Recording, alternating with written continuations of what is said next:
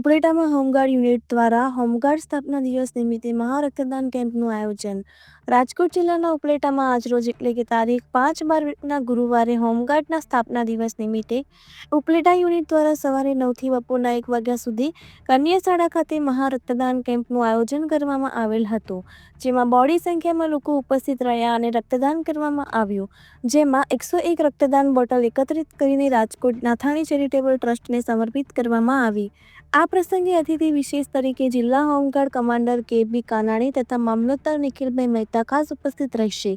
આ blood donation કેમ્પમાં ગામના આગેવાન, મહાનુભાવો તેમજ પોલીસ સ્ટાફ તેમજ હોમગાર્ડ જવાનો બહોળી સંખ્યામાં હાજર રહ્યા હતા અને આ કેમ્પને સફળ બનાવવા માટે ઉપલેટા હોમગાર્ડ કમાન્ડર ચેતનભાઈ વ્યાસના માર્ગદર્શન નીચે હોમગાર્ડના જવાનો જહેમત ઉઠાવી હતી। રિપોર્ટર સરફરાજ કોળી।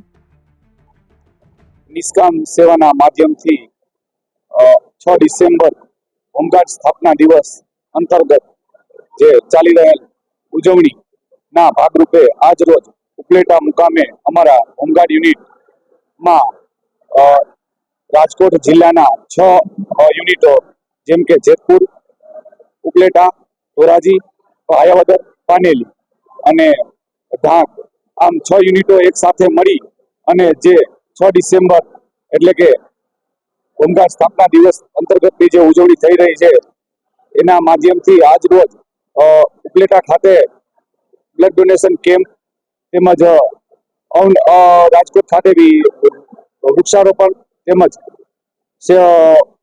બેટી બચાવો બેટી પઢાઓ અભિયાન, એક ઝાડ માં કે નામ, આવા અનેક કાર્યક્રમો યોજી અને આ દિનની ઉજવણી કરેલ છે, જે બદલ હું હોમગાર્ડ ડિપાર્ટમેન્ટનો અને અમારા જવાનોનો ખૂબ ખૂબ આભાર માનું છું।